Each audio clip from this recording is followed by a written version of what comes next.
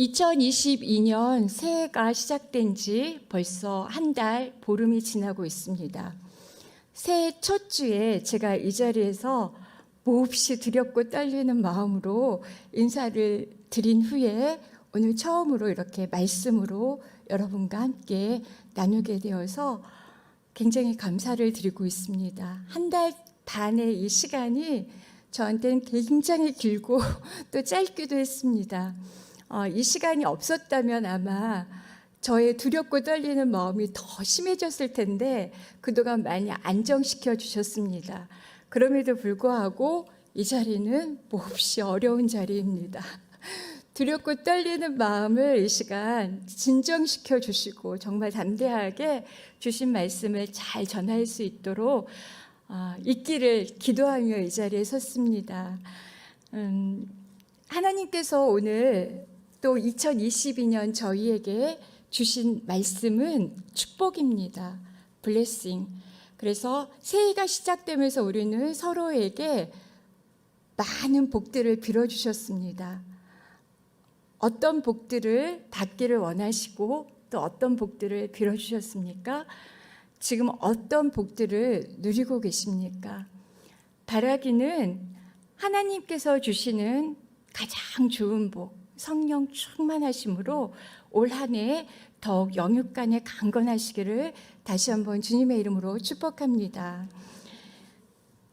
우리에게 복을 주시고 복이 되게 하시는 하나님의 부르심에는 목적이 있습니다. 그리고 그 뜻이 있습니다.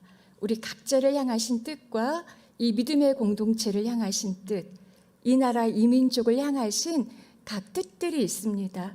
그 뜻을 우리 스스로가 판단하는 것이 아니라 말씀 안에서 보여주시는 주님의 뜻에 합당한 모습으로 우리가 반응하며 나갈 때 우리는 하나님의 귀한 동역자가 되고 또 오늘 특별히 아브라함을 복이 되라고 부르신 것처럼 우리 역시 복이 되어서 하나님의 귀한 뜻을 이루어드리는 축복의 통로가 되리라고 믿습니다. 오늘 본문을 포함하는 구약 성경에는 하나님을 믿고 따르는 사람, 그의 거룩한 백성들에게 이 땅에서의 형통의 복들을 약속하시고 또 실제로 이루어 주시는 것들을 저희가 성경 속에서 발견합니다. 하나님의 율법과 계명을 지키면 하나님께서 지켜주시고 보호하시는 것들에 대한 실제적인 증거로 이 땅에서의 물질적인 풍요와 또 땅, 자녀 등 들어오고 나가며 받는 모든 형통케 되는 복들을 주십니다. 이루어 주십니다.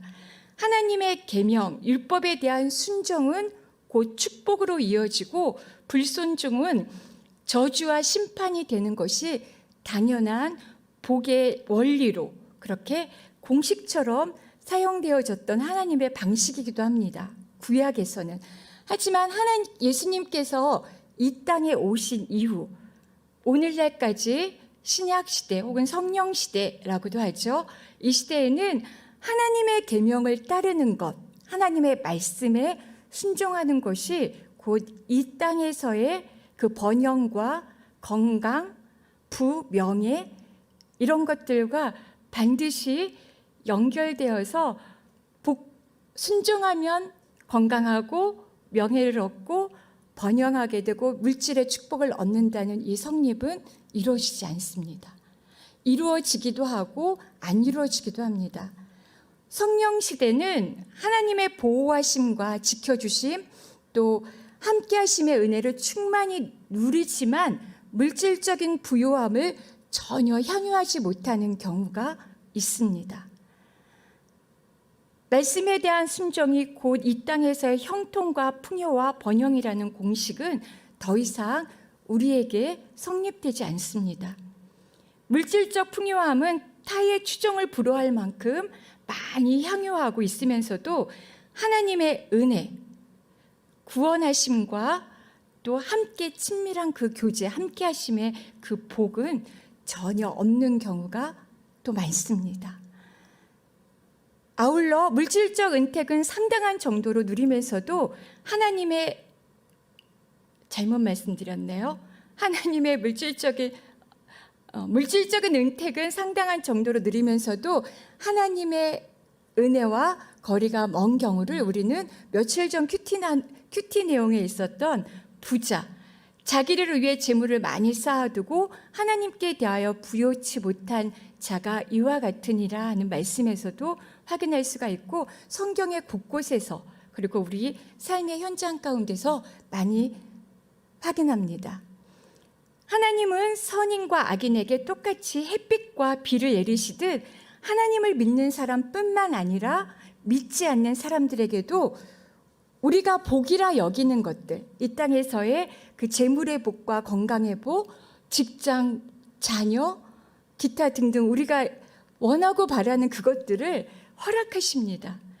믿는 성도들에게는 오히려 부유와 번영보다는 고난과 또 핍박을 허락하시기도 합니다. 마태복음 5장에 나오는 복들은 전혀 우리가 차라리 받지 않았으면 어느 때는 좋겠다 싶은 그런 복들을 우리에게 복이라고 선포를 하십니다. 세상에서의 부와 명예, 번영이 반드시 하나님의 사랑과 은혜의 결과는 아니라는 것입니다. 하나님께서는 그 사랑하시는 백성들, 저와 여러분에게 주시고자 하시는 진짜 복이 따로 있기 때문입니다. 그 복에 대해서 바울은 에베소서 1장에서 이렇게 밝히고 있습니다. 혹시 본문 나올까요? 네. 1장 3절에서 4절까지 말씀 함께 읽겠습니다. 하나님 곧 우리 주 예수 그리스도의 아버지를 찬양합니다. 하나님은 그리스도 안에서 하늘에 속한 모든 신령한 복으로 우리에게 복을 주신 분이십니다. 바울은 하나님은 세상이 창조되기 전에 그리스도 안에서 우리를 선택하셔서 사랑 가운데 그 앞에 거룩하고 흠이 없게 하셨습니다. 4절까지 보겠습니다. 바울은 예수님을 믿는 에베소의 그리스도인들이 엄청난 복을 누리고 있다고 말을 합니다. 이 복은 우리가 오늘도 동일하게 누리고 있는 복들입니다. 구별이 됩니다. 이 땅의 것들과 구별돼서 이것은 하늘에 속한 것들, 땅에 속한 것이 아니라 하늘에 속한 모든 신령한 복이라고 말씀을 하십니다. 영적인 것입니다. 우리 눈에 보이지 않습니다. 오직 믿음의 눈, 성령 하나님의 임재하심 가운데 있는 믿음의 눈으로만 볼 수 있는 신령한 것들입니다. 복주시대 곧 창세전에 그리스도 안에서 우리를 택하사 이미 우리에게 허락하신 복이라고 말씀을 하십니다. 예수 그리스도를 통해서 그 신령한 복이 이미 우리 안에 있다고 말씀을 하십니다. 우리는 이미 하나님의 신령한 복을 다 받았음을 믿으십니까? 아멘.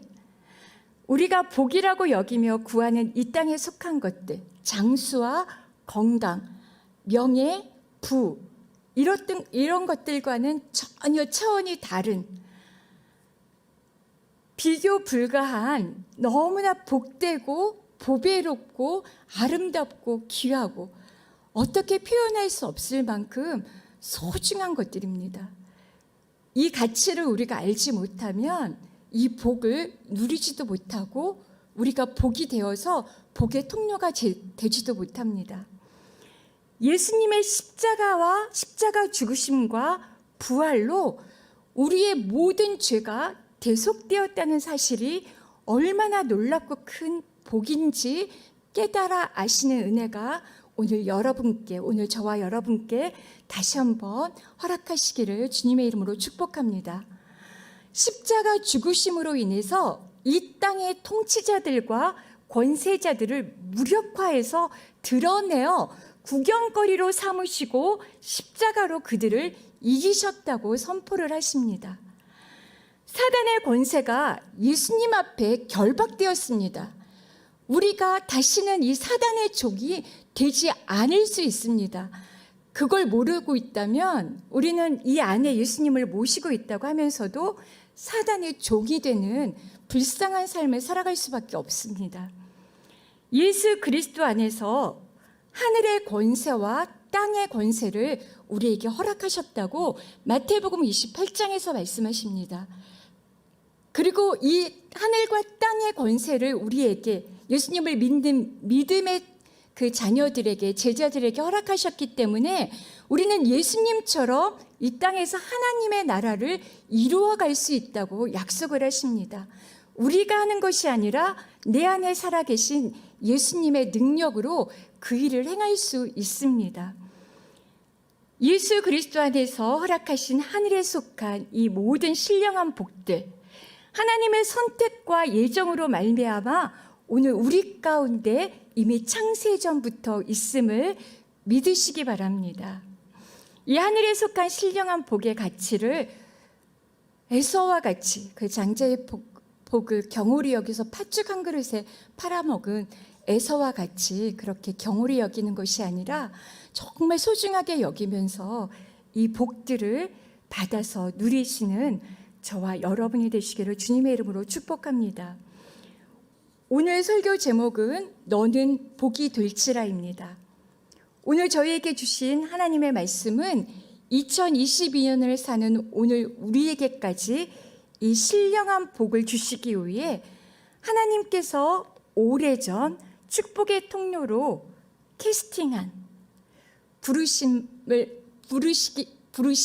한 사람에 대한 이야기입니다. 창세기 12장 1절부터 9절까지의 말씀입니다. 아브라함을 아십니까? 너무 잘 알죠? 열국의 아비.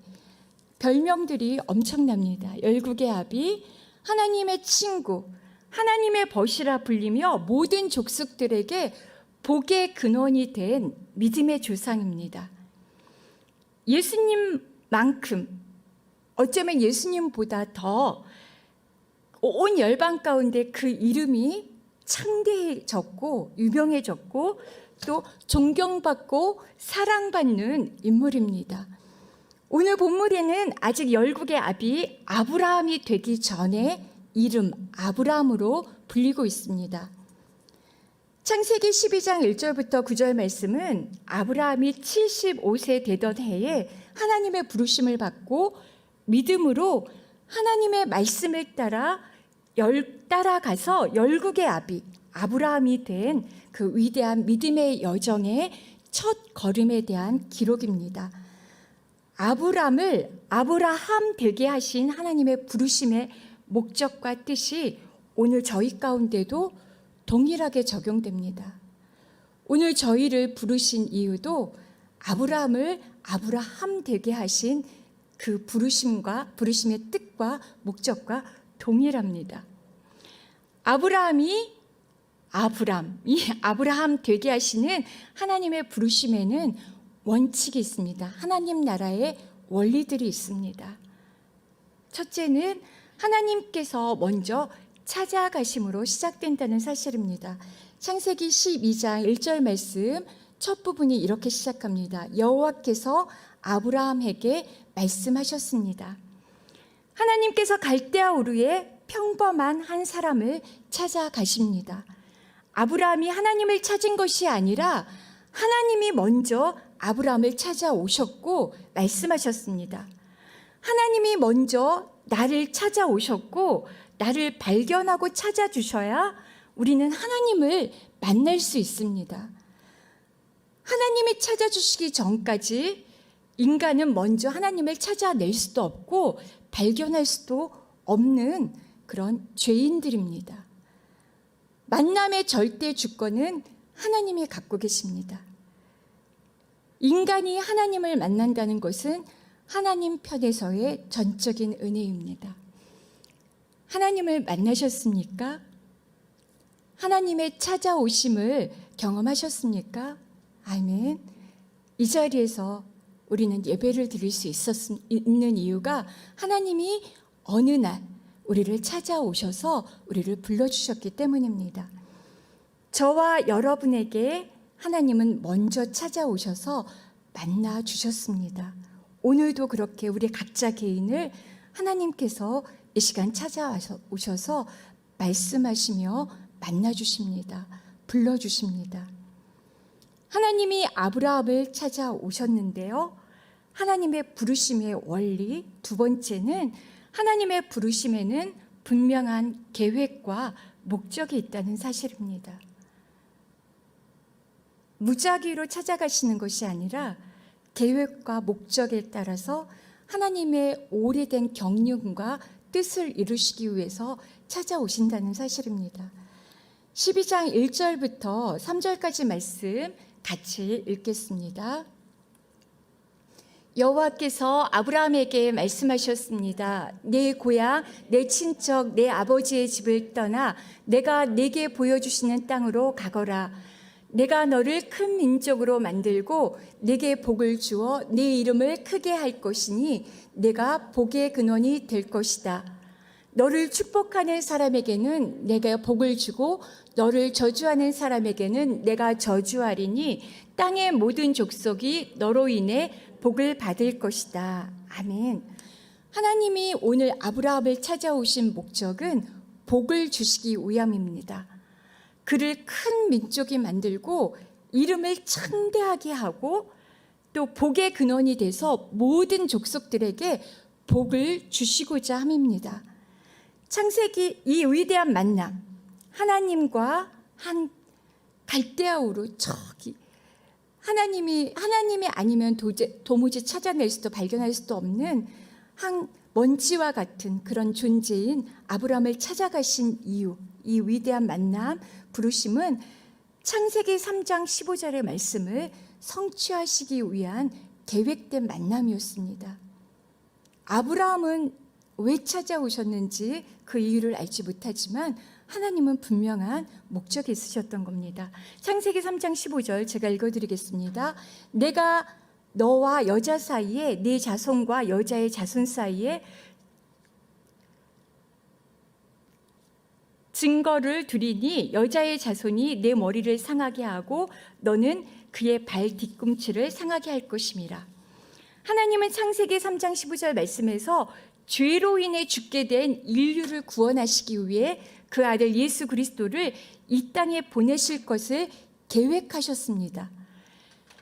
그리고 예수 그리스도의 조상이 될 아브라함을 선택하셨고 그 아브라함을 하나님의 때가 되었을 때에 찾아오신 것입니다. 하나님의 때가 되었을 때에 저와 여러분을 찾아오셨습니다. 그 부르심에 응답하셔서 우리는 지금 하나님의 목적을 이루어가고 있는 중입니다.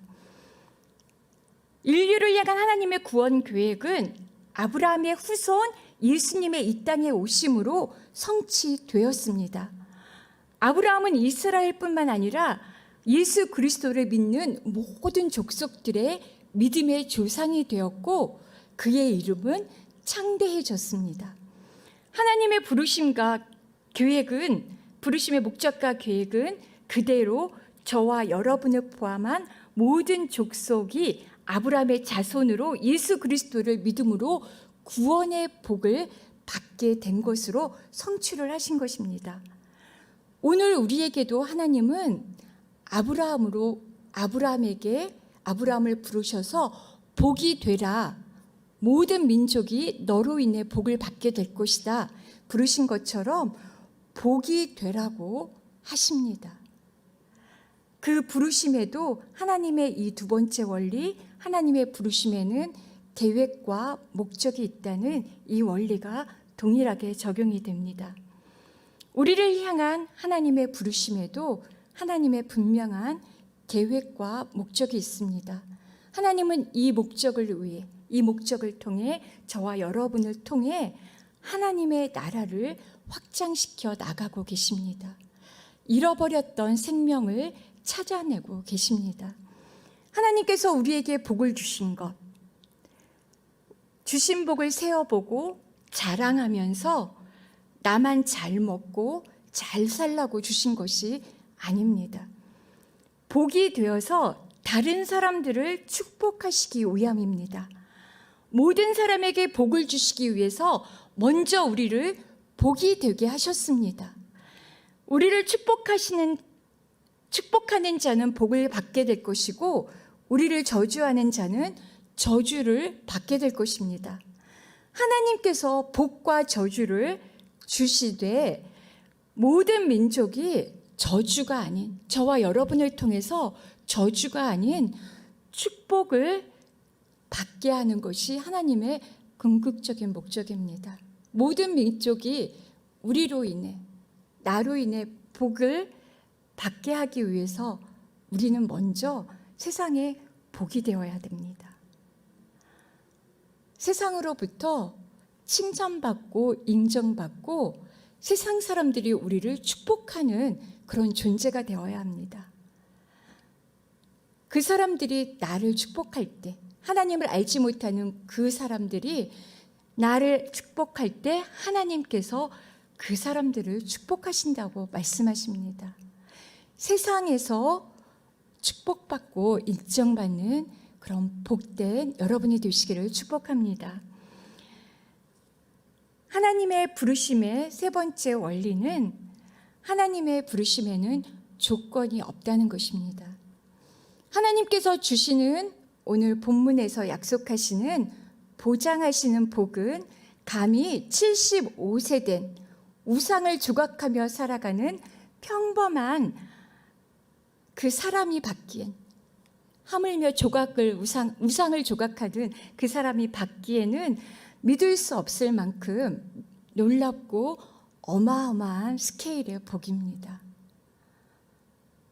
큰 민족, 아직 자녀가 한 명도 없는 아브라함이 큰 민족을 이룰 것이고 이름이 엄청나게 유명하게 될 것이고 모든 족속이 이 우상을 조각하고 있는 아브람, 자녀가 한 명이라도 있기를 바라는 이 시민에게, 평범한 시민을 통해서 이루시겠다고 하시는 말씀입니다.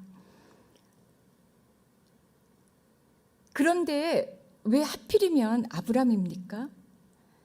도대체 아브람에게 뭐가 있길래, 우리가 보기에는 정말 너무나 평범한 그런 고대의 한 시민인데 왜 하필이면 아브람이고 왜 하필이면 저와 여러분입니까?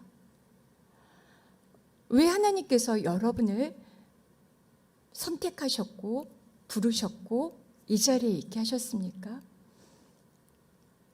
부르심을 받은 갈대아 우르의 사람은 우상을 조각하는 데라의 아들이었고 자녀를 낳지 못하는 여인 사라의 남편이었습니다. 형 하라는 죽었고 또 이 가족들은 그다지 행복해 보이지 않는 상처를 가진 그런 가족들입니다. 그 가족 안에서 자라고 있는 이 아브라함을 도대체 무슨 자격이 있길래 부르셨을까요? 아브라함의 자리에서 우리는 하나님이 주시는 복을 받을 만한 어떤 자격이나 조건을 찾아볼 수가 없습니다. 저와 여러분도 마찬가지시겠죠? 하나님이 선택하실 만큼 성경을 많이 다독하셨습니까? 날마다 새벽 제단을 쌓고 날마다 10시간 이상 기도를 하십니까? 설사 그렇다고 하더라도 하나님은 그것 때문에 우리를 부르시지 않았다는 것입니다. 헌금을 많이 하고 기도를 많이 하고 구제와 선행을 많이 했다고 주어지는 복이 아니라는 사실입니다. 하나님의 부르심은 이 모든 것들하고 전혀 상관이 없이 전적인 하나님의 주권 아래서 행해진 그런 부르심입니다. 하나님으로부터 복 받을 만한 자랑거리, 자격이 우리 안에 없다는 사실을 아는 것은 매우 중요합니다. 하나님은 세상의 찌꺼기같이 버림받은 그런 죄인된 우리에게 하나님 자신을 거저 내어주심으로 복이 하셨다는 것을 기억할 때, 이것을 우리가 믿음으로 고백할 때 우리는 거저 주시는 복을 내 것이라 주장하지 않고 나의 소유라 주장하지 않고 또 자랑하지 않고 겸손하게 하나님의 나라를 위하여 또 하나님께서 원하시는 그 사람에게 나누어 줄 수가 있습니다. 그렇게 나누라고 하나님께서 저희를 복의 자리로 부르신 것입니다. 자격 없는 그 사람들을 향해 세상에 있는 우리보다 어쩌면 더 형편없어 보이고 더 자격 없어 보이는 그 사람들에게 복을 대어주라고, 복을 주라고 그렇게 자격 없는 저희들을 찾아오셔서 복을 주신 것입니다. 우리는 스스로 복이 될 수 없는, 우리 스스로에게 복을 줄 수가 없는 죄인들입니다. 하나님께서 복을 주셔야 복이 될 수가 있고 복을 나눌 수 있습니다. 복의 통로로 불러주심을 감사히 여기며 소중하게 여기며 이것들을 흘러보내는 저와 여러분이 되시기를 주님의 이름으로 축복합니다. 이제 하나님의 은혜의 부르심 앞에서 복이 되도록 하기 위한 마지막 관문이 남아 있습니다.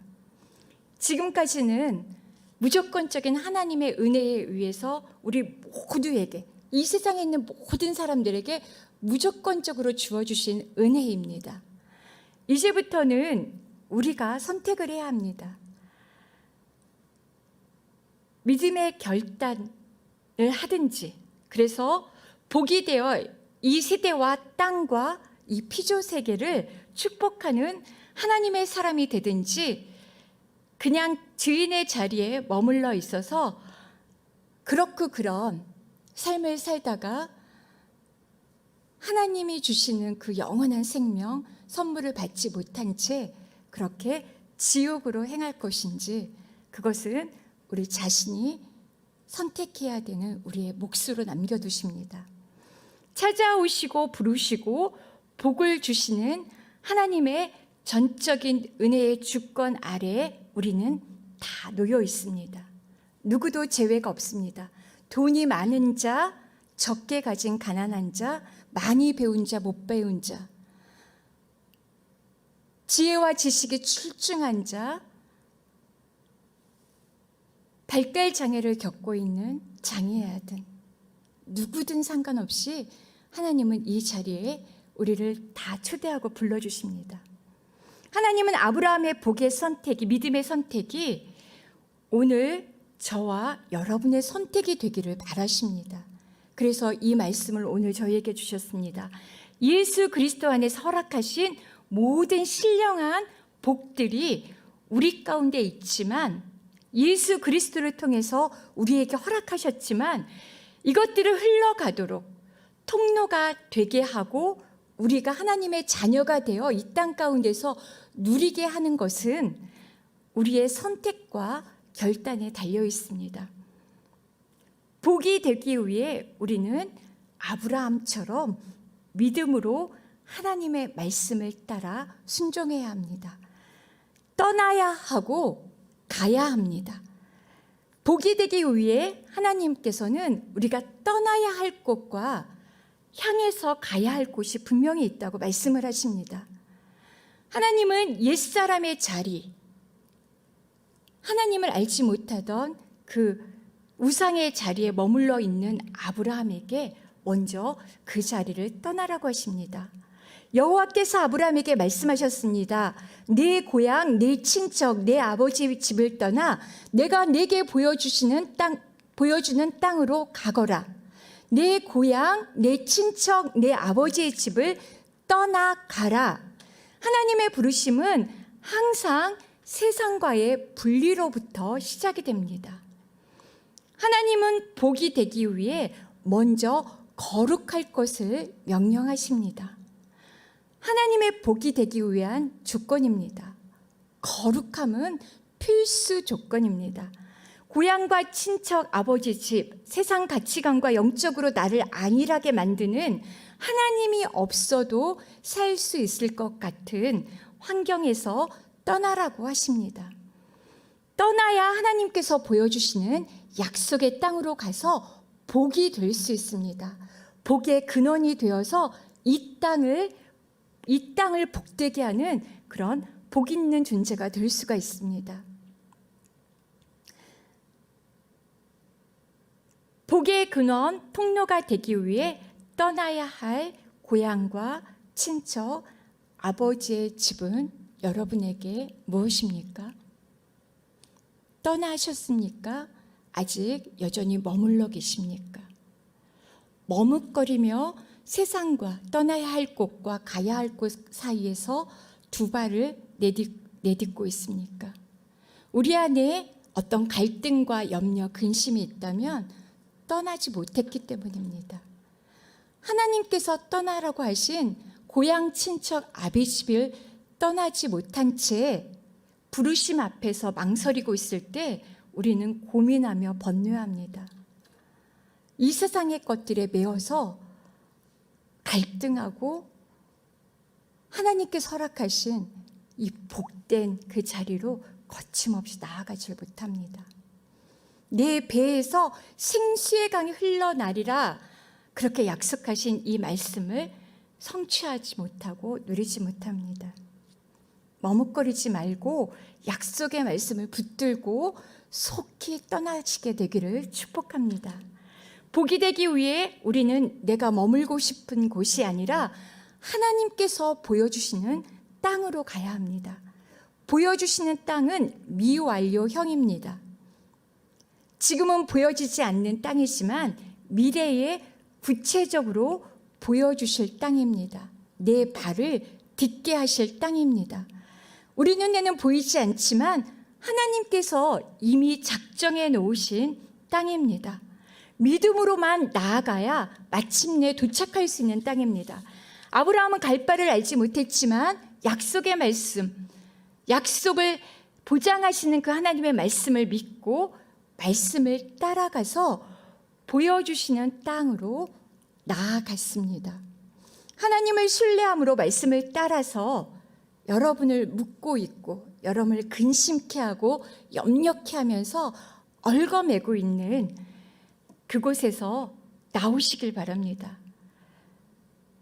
잠시 평안한 곳, 잠시 안전함을 느끼고 잠시 어떤 만족감을 누리지만 가짜입니다. 영원하지 않습니다. 잠깐 동안만 우리에게 주는 가짜 평안이고 가짜 안위함입니다. 하나님을 신뢰함으로 말씀을 따라서 하나님께서 가라고 지시하시는 땅으로 나갈 때 마침내 우리는 그 땅에 도착할 수 있습니다. 보여지지 않고 갈 바를 알지 못했던 땅이지만 내 눈으로 확인하고 내 손으로 만져보고 내 발로 딛게 하시는 그 땅에 우리는 도착을 합니다. 떠나야 도착합니다. 아브라함은 말씀대로 순종해서 떠났고 마침내 약속의 땅에 도착했습니다. 4절부터 5절까지 말씀 다시 한번 읽어보겠습니다. 그리하여 아브라함은 여호와께서 말씀하신 대로 떠났습니다. 롯도 함께 갔습니다.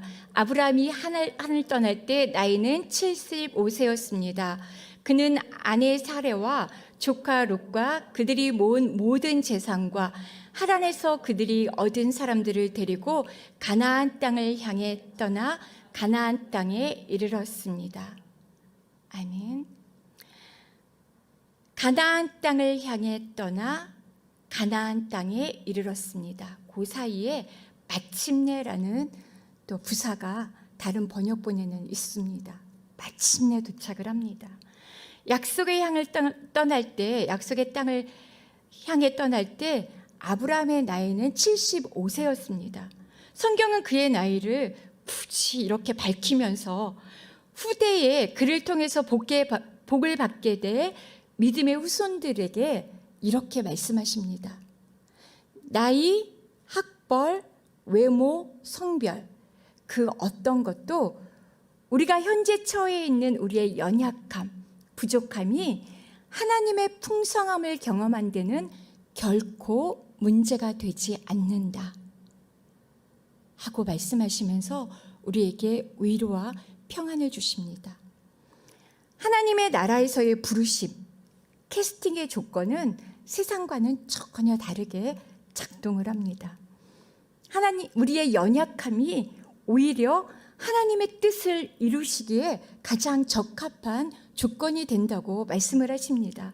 아브라함의 나이가 75세라서 사라가 아기를 잉태하지 못하기 때문에 오히려 그들은 하나님께 복의 근원으로 부르심을 받는 가장 적합한 조건이 되었다고 성경은 말씀을 하십니다.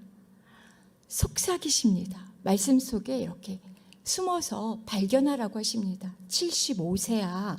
아브라함이 떠났을 때 나이가 75세.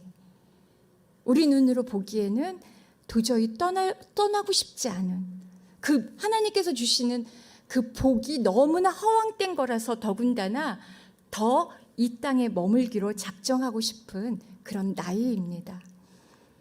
우리 스스로 처해진 환경과 상황을 재단하고 한계 지으면서 부르심 앞에 머뭇거리는 일이 없어야 할 것입니다. 하나님의 능력을 제한하는 어리석음이 복으로 부르심을 받은 우리에게는 어울리지 않습니다. 우리의 약함이 오히려 하나님의 강함과 부요함을 드러내는 통로가 될 수 있습니다.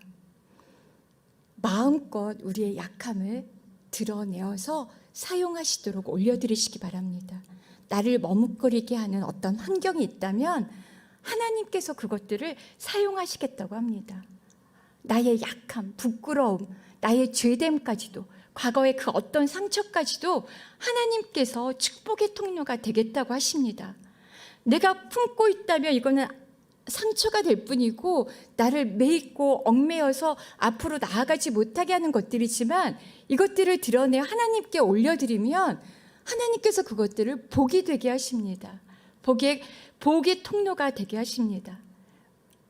우리가 가지고 있는 것, 상황이 아니라 우리를 부르시고 복을 주시고 그 일을 이루시는 하나님을 바라고 신뢰하심으로 고향 친척 아비집을 떠나 하나님께서 지시하시는 땅으로 오늘 즉시 떠나라고 그렇게 말씀하십니다. 떠나면 도착합니다. 약속하신 그 땅으로 하나님은 우리를 인도하셔서 마침내 도착하게 하십니다. 그래서 그 땅을 살릴 뿐만 아니라 그 땅에 속한 하나님을 알지 못하는 사람들에게 복이 되게 하고 또 죽어가는 신음하는 이 피조 세계까지도 살리게 하십니다.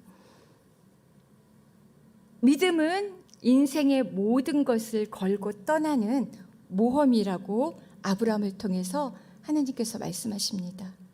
호기심으로 잠깐 들여다보고 돌아오는 것이 아니라 완전히 결별하고 떠나는 것이라고 말씀하십니다. 12장 5절 제가 읽겠습니다. 그는 아내 사레와 조카 롯과 그들이 모은 모든 재산과 하란에서 그들이 얻은 사람들을 데리고 가나안 땅을 향해 떠나 마침내 가나안 땅에 이르렀습니다. 아브라함은 본인 자신 혼자만 단신으로 혼자만 떠난 것이 아니라 아내 사레와 조카 롯과 그들이 모은 모든 재산과 하란에서 얻은 사람들을 데리고 떠났으며 그들과 함께 가나안 땅에 도착했다고 말을 합니다. 그의 떠남은 일시적인 충동이나 호기심에서 비롯된 떠남이 아니라는 것입니다. 확고한 믿음의 의지와 결단에 의해서 실행된 인생을 건 모험이었고 떠남이었습니다. 다 버렸습니다. 내가 의지했던 거, 내가 사랑했던 거, 내가 소중하게 여겼던 거, 그것이 무엇이 됐든 다 버렸습니다. 하나님의 말씀이 임하면 가능합니다. 하나님의 말씀이 임하면 이것이 하나님의 임재하심 가운데 그 영광을 그 말씀에 임재하신 가운데 내가 느끼게 하십니다. 다 경험하셨죠? 하나님이 말씀하시는 것과 다른 악한 영이 말씀하시는 것은 우리가 뚜렷하게 구별할 수 있습니다. 하나님이 말씀하시는 것은 우리에게 재앙이 아니라 소망을 주시는 것이기 때문에 나뿐만 아니라 이제 앞으로 함께할 모든 것들에게 소망이 되고 평안을 주시는 것이기 때문에 압니다. 우리의 영이 하나님께 열려져 있다면, 믿음으로 반응한다면 떠나게 하십니다. 하나님의 말씀이 임하면. 다시는 그가 떠난 고향 친척 아비 집을 찾지 못하게 될 수도 있다는 것을 아브라함은 알았습니다. 완전한 떠남을 하나님 앞에서 믿음으로 결행한 것입니다. 그러한 떠남을 원하십니다. 잠깐 갔다가 돌아오는 떠남이 아니고 기웃거리는 떠남이 아니라 완전한 결별을 선포하시며 떠나시기 바랍니다. 갈 바를 알지 못했지만 아브라함은 하나님께서 살아계신 것과 그에게 나아가는 자에게 상 주시는 이심을 믿었던 것이 분명합니다. 약속한 것을 이루실 하나님이십니다. 오늘 하나님께서 복이 되라 부르신 우리에게 요청하시는 것, 우리가 꼭 붙들어야 하는 것은 바로 이 하나님을 향한 믿음입니다. 하나님이 살아계시다는 것들을 믿으십니까? 하나님께서 여러분을 부르신 여러분에게 상 주시는 이심을 믿으십니까? 믿으라 말씀하십니다.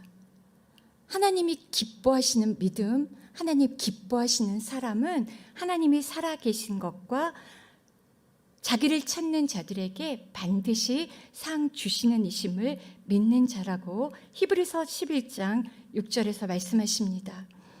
믿음이 없이는 기쁘시게 못합니다. 하나님께 나아가는 자는 반드시 그가 계신 것과 또한 그가 자기를 찾는 자들에게 상 주시는 이심을 믿어야 합니다. 마지막으로 살펴보겠습니다. 약속의 땅에 이르렀지만 하나님께서 보장하시는 그 약속의 땅, 가라고 하신 땅에는 꽃길만 있지 않습니다. 12장 6절에 보면 아브라함이 그 땅을 지나 세겜 땅 모레의 큰 나무 앞에 이르렀는데 당시 그 땅에는 가나안 사람이 살고 있었습니다. 강적을 또 만났습니다. 우상을 떠나서 약속의 땅에 왔더니 거룩한 곳, 아름다운 곳인 줄 알았더니 그곳에는 더 하나님을 알지 못하고 하나님께서 미워하시는 우상으로 충만한 그런 땅입니다. 하지만 하나님의 부르심에 순종한 믿음의 사람들과 하나님은 함께 하시기 때문에 약속의 땅으로 향한 이 믿음의 발걸음을 걷는 사람들은 가시밭길도 돌밭길도 어떤 길도 불길을 지날 때도 꽃길을 걷는 것처럼 걷게 하실 것을 믿습니다.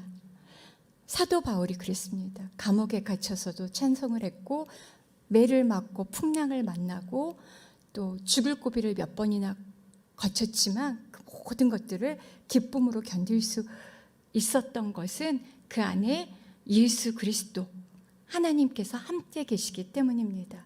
그게 복입니다. 믿는 자들에게 허락하신 복입니다. 아브라함은 약속의 땅에서 제단을 쌓고 여호와의 이름을 부르며 기도합니다. 아무것도 약속의 땅을 그 땅 갈 바를 알지 못했던 1절에서의 그 땅이 이제 비로소 7절에 나오면 내가 네 자손에게 이 땅을 주겠다. 네가 밟고 있고 보고 있고 손으로 만지는 이 땅이 바로 내가 너에게 줄 땅이야 하고 약속의 땅에 도착을 합니다. 그래서 아브라함은 그 자리에서 하나님께 제단을 쌓고 여호와의 이름을 부르며 기도를 합니다. 복의 히브리어 단어는 바라크입니다. 바라크 그 의미에는 무릎을 꿇다, 복을 주다라는 이 바라크에는 무릎을 꿇다라는 뜻도 있습니다. 하나님이 내리시는 복을 사람이 받아 누리는 것은 바로 하나님께 무릎을 꿇고 그분을 예배한다는 뜻이기도 합니다. 예배할 때 하나님께서 부어주시고 예배를 통해서 말씀을 통해서 성령 내 배에서 생수의 강이 마음껏 흘러가도록 기름 부어주실 것입니다. 예배하는 자가 복이 있는 자이고 복의 근원이 되는 사람은 예배자입니다. 저와 여러분이 아브라함과 같은 그런 말씀의 순종에서 떠나야 할 곳을 떠나 하나님께서 보여주시는 그 땅으로 가며 예배하는 그런 하나님께서 기뻐하시는 믿음의 사람, 복의 통로가 되시기를 주님의 이름으로 축복합니다. 우리 다 같이 서로를 향해서 선포를 하고 또 찬양으로 서로 축복하신 후에 우리 기도하고 마치도록 하겠습니다. 이렇게 선포하겠습니다. 예수 안에서 우리는 복덩어리입니다. 아멘. 우리 안에 계신 예수님이 바로 복입니다. 아멘. 십자가에서 죽으시고 부활하시고 다시 살아나시면서 그 모든 권세와 힘과 그 모든 능력들을 저희에게 주셨습니다. 이걸 믿음으로만 내가 받아 누릴 수 있습니다. 아브라함이 믿음으로 하나님께서 약속하신 땅을 가서 그 땅을 취했던 것처럼, 그래서 복의 근원이 되었던 것처럼 예수 그리스도 안에 있는 그 놀라운 복을 우리가 믿음으로 받아들이고 이것들을 누리며 복의 근원이 될 수 있습니다. 우리 당신은 믿음의 축복의 통로입니다. 함께 찬양으로 서로에게 손을 뻗어서 세종에 계신 우리 세종교육관에 계신 분들, 온라인으로 예배 드리시는 분들도 축복합니다. 당신은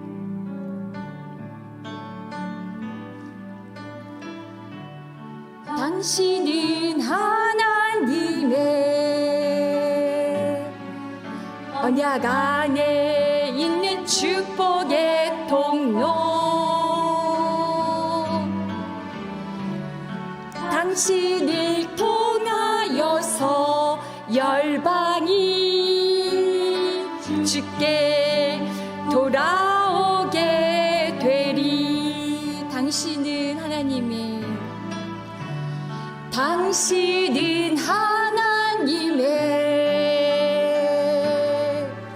언약 안에 있는 축복의 통로, 당신을 통하여서 열방이 주께 도배하게 되리. 아멘. 기도하겠습니다. 우리 주 예수 그리스도의 하나님, 영광의 아버지께서 지혜와 계시의 영을 너희에게 주사 하나님을 알게 하시고 너의 마음의 눈을 밝히사 그의 부르심의 소망이 무엇이며 성도 안에서 그 기업의 영광의 풍성함이 무엇이며 그의 힘의 위력으로 역사하심을 따라 믿는 우리에게 베푸신 능력의 지극히 크심이 어떠한 것을 너희로 알게 하시기를 구하노라. 하나님 아버지, 이것이 평안이라, 이것이 복이라 여기며 집중하고 집착하던 이 땅에 속한 것들에서 떠나 십자가 복음 안에 드러난 그리스도의 영광을 보는 것을 우리 인생의 목표로 삼기를 이 시간 소망합니다. 우리의 생각이 우리가 처해 있는 상황이 아니라 우리에게 복이 되시는 예수 그리스도 안에서 하늘의 땅과 번세를 주시며 하나님의 자녀가 되게 하시는 살아계신 하나님께 집중되기를 간절히 소망합니다. 우리의 마음의 눈이 복음에서 빛나는 영광의 빛, 하나님의 그 영광의 빛을 보게 하여 주시옵소서. 이것이 우리의 꿈과 비전이 되어 우리로 하여금 이 세상의 헛된 것들에서 자유하게 하시며 세상에서 가장 고귀하고 가장 겸손하며 가장 행복한 복이 되라는 하나님의 이 부르심의 소명에 우리 자신을 드리길 원합니다. 떠나게 하시고 가게 하여 주시옵소서.